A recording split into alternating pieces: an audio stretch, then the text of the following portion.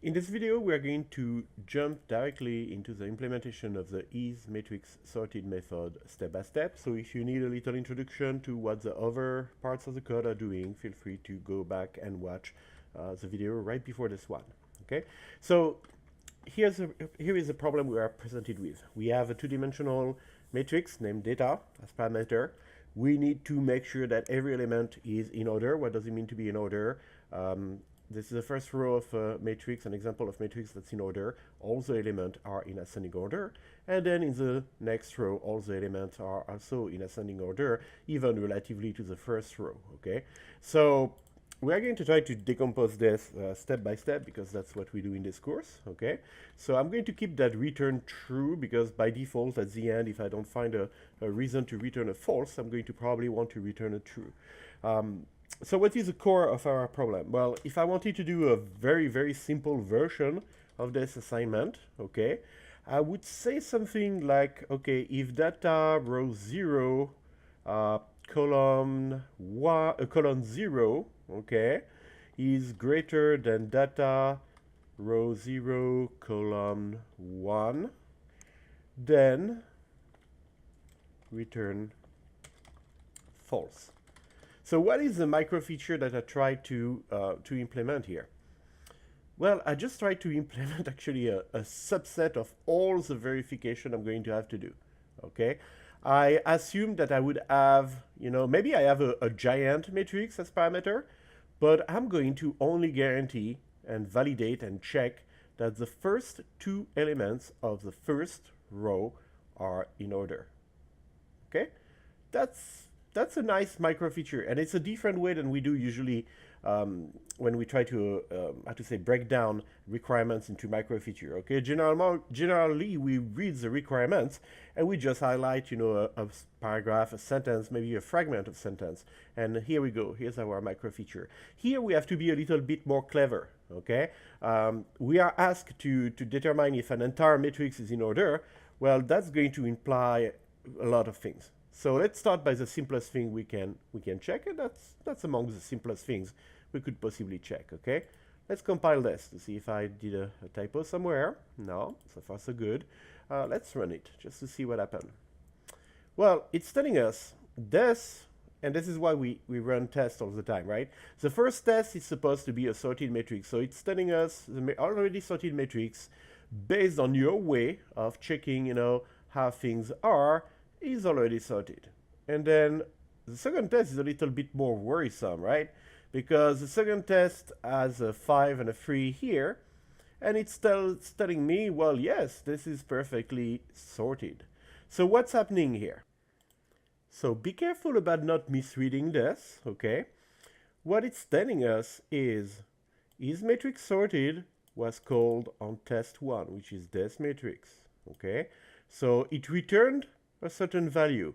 In this case, because those elements are not in order, it returned false. And I'm comparing that to expected of 1, which is, in this case, false. So the true here that causes this shiny to be displayed doesn't mean that the matrix is or is not sorted. It means that we were actually successfully able to detect that this matrix was indeed not correctly sorted. A quick way to double check that. What if I modify this 3 and 5, okay? I just put back the 3 and 5 in ascending order, okay? So this matrix is still not sorted, okay, by any stretch of the imagination, but right now I made sure that the first two elements of the first row were sorted. Let's compile. Let's run. Aha, this is it, okay? So now that confirms that, yes, the tests are working how they are intended to work, okay? I said that this matrix here was indeed a mess, but based on my current implementation of is matrix sorted, well, is matrix sorted is not smart enough to detect this. So that's interesting. And we can do something here. We can do test 1, okay? Keep test 1, and then put back as test 2 the original test we add, okay? So we're adding one test, right? So what do we have here? What was the particularity of this test? So So it's a mixed up matrix, but first two elements are sorted. That may be actually too long for the message. We'll find something smaller later. So this one is false. Okay, it's not sorted. So we expect a false, and we're going to make sure that we get one. So I'm going to run the test 1, and then I'm going to run test 0, test 1, test 2. Okay, so this is it. And let's see what we have here. So I'm going to run this, compile this, sorry, and then run it. So the first one, I think I inverted the two, sorry about that. The first one works, the second one failed. So it fails because they are in order. Yes, absolutely. So sorry, I got that wrong. The two elements are sorted, so it should tell us with our current implementation, right, that that they are sorted, and this should be false. So let's run again. Okay. All right. So we have something clear across the board here. We detect one, we don't detect the other. So, all right, next step, what are we going to do? Well, now we have the comparison of the two first elements of the first row only. So what about we extend that to checking the entire first row? So that implies that we are going to do that kind of check, okay? But instead of doing it only on the first two elements of the row, we are going to compare the first two elements. Then we are going to compare the next two elements. Then we are going to compare the next two elements, like I'm doing here as I highlight the different parts of that matrix example. Okay, so there's going to be a loop somewhere. And as we have been doing with one-dimensional array, the key here is we are going to play with indexes. Okay, so let's see a little bit what we can do here. So we are going to have to introduce an index. So 0 is the number of the row. Let's say that we're going to call it j. J is the number of the column. So if I have here int j equal 0, okay, my first micro feature is I'm going to introduce j, okay, and so I have 0 here and I add 1 here, so j and j plus 1. And that alone should not break anything. Okay, it doesn't. The behavior of the program is still the same. So now that I've introduced that index, I can try to use it for a loop. So for int j equals 0, all right? And then j is going to go until data dot length. All right, so we go actually until j is equal to data length minus 1. Okay, this is what it means to write lesser than data length. So that means that in our example, this would be j equals 0. We consider those two guys. J equal 1, those two elements. J equal 2, j equal 3, and then we stop. Okay, there is 1, 2, 3, 4, 5 elements. So we go up to index 4, but we stop at index j equal 3. Okay, so rewind the video. Make sure you understand that before to go any further, okay? We don't want to have a off by 1 error, or do we? So I'm going to put this code here. I could get it done without the curly brace, but let's be proper, okay? Which reminds me I was not proper here, so I'm going to fix that. There we go. Curly braces prevents bugs. Let's see how much damage I've done so far. So no compiler error, so that's good.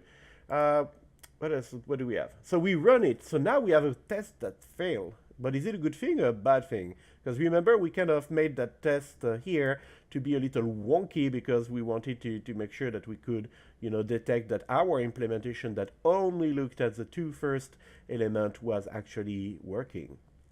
Well, so let's take a look. So now we are supposed to check the entire first row. So this entire first row is in order, true. So we should expect a true. This one, well, to be honest, now that we are testing more than the two first element, yeah, we should expect a false, okay? This row is not actually in order. 3, 5 is okay, but then we go back to 2, 1, 4. Yeah, this is a mess. This is not ascending order. And this one, Well, this one is differently disordered, but it's still disordered. So we should have, now that we have a full check on the first row, we should have a false, we should have a false. Okay, that's what was going wrong here. So now I can run the same test.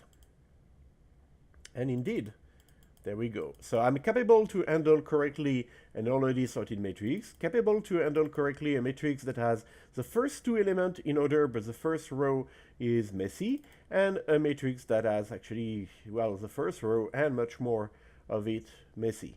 Okay? So far so good. We have handled things for the first row. So guess what? Now the next micro feature is, well, what about we repeat the same job? Okay, but this time we do it for every row. So let's go for it. Let int I equals 0. So I'm starting, by something very simple. I want to make my number of the current row I'm looking at change. So I replace it by a variable. And I set that variable to I equals 0. So I really have done nothing so far, okay? But guess what? Sometimes you think you do nothing and you still break your code. So I'm going to test, okay? No problem there. I'm testing, the tests are passing, everything is shiny, Captain. We can move on to the next step. The next step is now that I have a variable and I was careful to put it where it belonged, okay? I'm going to use a loop to make that variable change value. So I equals 0. I lesser than something. I'm going to think about it in a minute.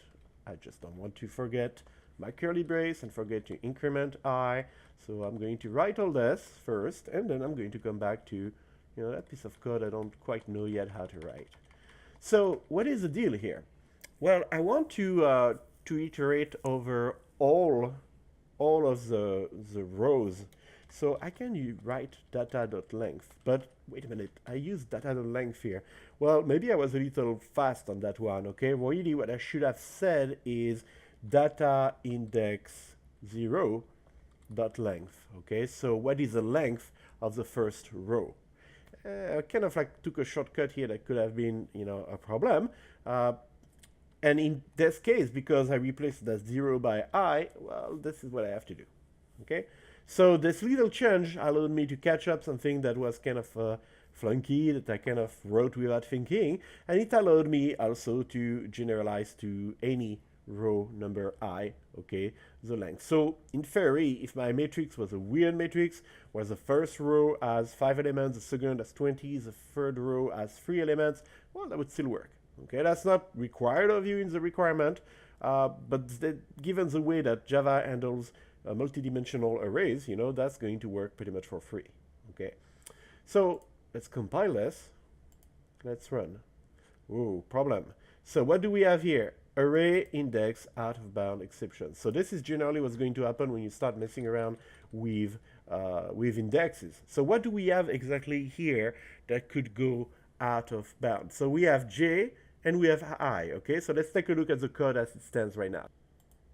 So you could even pause the video actually and try to debug this, and then give it a few seconds.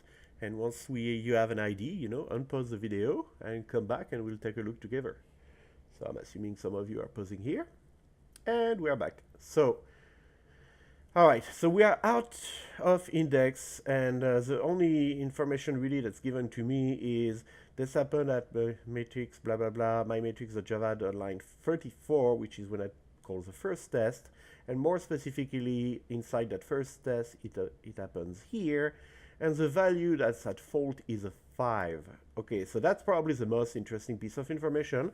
The 5, well, we do have 5 elements per row, right? So we are talking about J. We're talking about the J index here. And we are going to data index I dot length lesser than, we forgot to account for the fact that we didn't want to go up to the end of the line. So my first version of the code was really kind of funky. Okay, I really wrote it a little bit fast, but sadly enough, it passed the test that I had. So that just shows, that you have to be really careful about testing thoroughly things and not hesitating to question even your test, okay? So here with this -1, well, we should be a lot more comfortable here. So we're going to test that. So compilation works still, no problem. What about running? That's it, we got it. Okay, so now we have we are back to passing our 3 tests, okay? So we didn't increase the number of tests. We are back to simply having something that detects efficiently that those first row are actually messed up. So I'm going to reorganize a little bit my test, okay? I'm going to call this first row mixed up, all right? But first 2 elements, first 2 are okay. I'm trying to kind of shorten it so that it fits on the screen, okay? Are E okay? That's different. All right. And if I do this, it should fit. Okay. So I'm going to say the first row is mixed up, and then everything is okay. So I'm going to modify this a little bit. Let me save this version because I'm soon going to need a matrix that's actually quite messed up, okay? So I'm going to save that but comment it out for now. There we go. And then I'm going to say here, well, okay, so I go up to 5 in the first row. So if I was starting at 6, 7, 8, 9, 10, etc., that would be perfect, right? That would be the second row and the third row are in order. So I'm going to do that, okay? I'm trying to make my test a little bit more, you know, each test is actually testing one thing, okay? This matrix that was completely messed up is nice as a final test, but right now I've been doing things only on the first 2 elements. So here's a test that's going to allow me, here are 2 tests that are going to allow me to make sure everything works. And let's leave alone, you know, the other rows since I've been focusing only on the first row so far, okay? And then this is going to tell me the first row is mixed up, all right?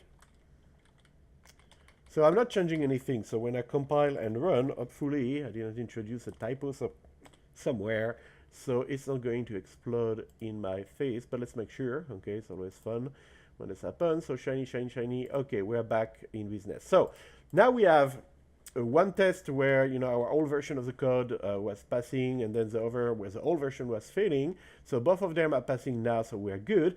But we claimed that we were going to detect more rows being not in order, and that's what we did with that original test 2. So I'm going to rename it test 3, and I'm going to say, well, let's be even more mischievous than that. Let's say that this is in order, right? First row is in order. Second row is not in order, and now I have like kind of a pattern that I like. So I'm going to go ahead and say, and by the way, so this is going to be a test 3, this is going to be test 4. We're going to fix that because those tests are a little annoying right now, but we'll do something better soon, don't worry. So this second row was messed up. Now I'm preserving the third row, okay? So this test is all about the second row being mixed up. So second row mixed up, that's the only one that's mixed up, right? And then we are going to have another one here, third row mixed up. Okay. All right. So, well, we just need to make that happen, right? So I need to cut and paste this. This is a second row that is actually nice, in order. No problem there. And that will leave us with our test here. And the test has a second row that's mixed up. But the first row and the third row are okay, right? No, wait a minute. No, yeah, the first and second row are okay. The third row is mixed up. Okay, we're back in business. So 1, 2, 3, 4, 5. We have a total of 5 tests. See, I'm telling you, this is getting repetitive here. Don't worry, we're going to fix that. But, you know, to say again something that I like to say many times in my programming course, when you start cut and pasting code and you start repeating yeah, it's probably time for some refactoring and, you know, introduce a loop somewhere. So this is what we're going to do in the next part of the exercise. But for now, let's endure, shall we? We are going to just keep using this antiquated way of testing. So this is compiling without problem, and we are going to run it, and we have another index array out of bound exception. So where it is this time, line 41. So that tells us this is where things went kablamo. Okay, it's telling us what kind of thing went kablamo, an array out of bound exception, and it's telling us it's the value 3 that triggered this. So we are going to do some detective work. We're going back in a debugging loop here. This is where things went wrong. So I was expecting, the result at index 3 here, but expected as only 3 element. So index 0, 1, 2. So there is no index 3. So that has nothing to do with my matrix sorted. I don't have to worry about that, okay? It has to do with the fact that I simply forgot to actually put the booleans that I was expecting as results. So let's try not to make that same kind of mistake again. I have 1, 2, 3, 4, 5 message for 5 tests. I have 1, 2, 3, 4, 5 expected result for 5 tests, and I have 1, 2, 3, 4, 5 matrices, sorry, and I call 1, 2, 3, 4, 5 test. So bearing the fact that we put a bad number here somewhere, we should have something a little bit better there. So let's compile, let's run, and there we go. So we have code that is handling every row, okay? So we figured out first how to compare 2 elements, first micro feature. Then we figured out how to use that to expand it and compare all the pairs of elements, one after the other in order in the first row. And then we expanded that to repeat that job for all the row. So it's a good idea to pause the video right now and ask yourself, so are we done yet? What could possibly go wrong? So try to devise a test, okay, one more test, one last test, that's going to actually cause this code to fail, because I can guarantee you that this code is not actually testing properly if all sorts of matrices are sorted. So pause the video, give it some time, and then when you're back, we'll jump into it. So I'm assuming you're back and you didn't just stop the video altogether. So what can possibly go wrong here? Okay, so one test to rule them all. All right, we are going to add one more test. We expect this matrix to be detected as it's not sorted. And then we are going to, I'm kind of doing a little bit of suspense here, right? I'm doing everything but showing you the matrix yet, but we'll get to that. So test 5, okay, message 5, boolean 5. Let's indent this, okay. And now, drum roll, what is the matrix here? So, test 5. I'm going to start, I should really have done a cut and paste here. I'm going to start with a matrix that is in perfect order, right? So that would be this guy here. I just need to replace this. So I start with a matrix that is in perfect order. And then I'm going to introduce one change. So this is your last chance to pause the video and figure it out for yourself. Here's a hint. I'm going to permutate one pair of elements in this otherwise perfectly sorted matrix, and that's going to cause this code to fail. Okay? So again, if you want to pause, go ahead, and then I'm going to give you the solution. So, welcome back. Here's one of the possible permutations that we can use. I'm going to put a 5 here, which is the last element of the first row, and I'm going to put the first element of the second row as last element of the first row. Let's try to compile this. Compilation okay. Let's try to run it. That test is failing. So that's exactly what we wanted, okay? And that just shows you that we can actually get confident in our implementation, but it's just because we haven't tried hard enough to break it, okay?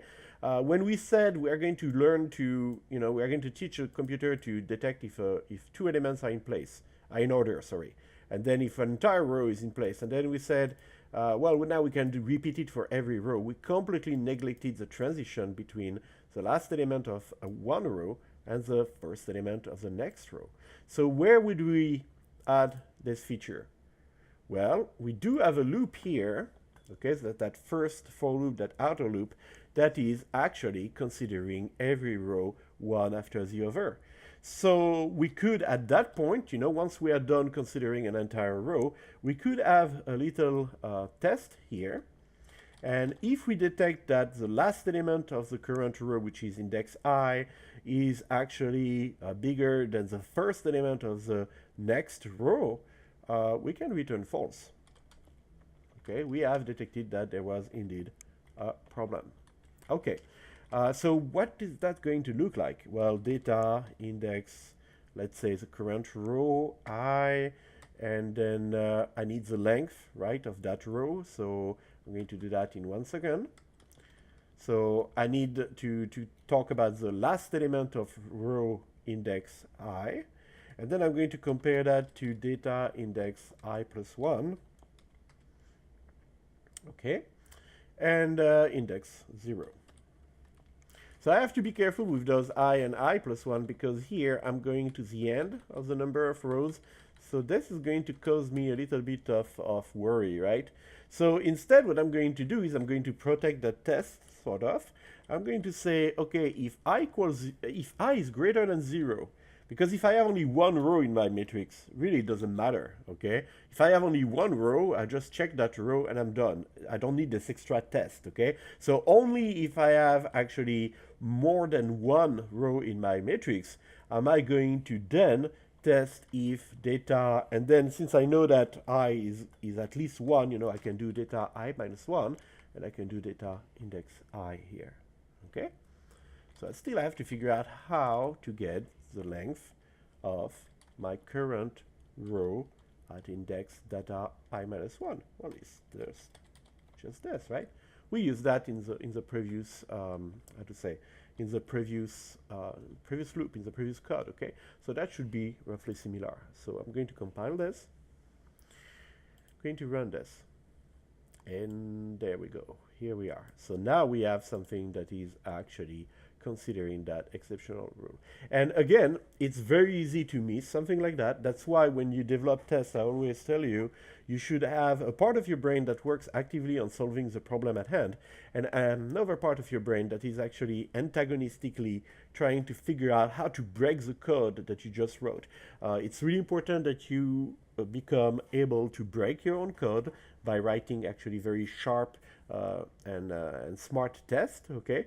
Because if you do not break your code, then somebody else will. Either another programmer, either the clients when they use your application in front of the entire advisory board or whatnot, or more simply the graders, the TA, myself, when we are trying to figure out if you did a good job implementing some requirement, okay? So the harder you are on your own code with your test, the better it is. And I think this exercise, if anything else, illustrates this.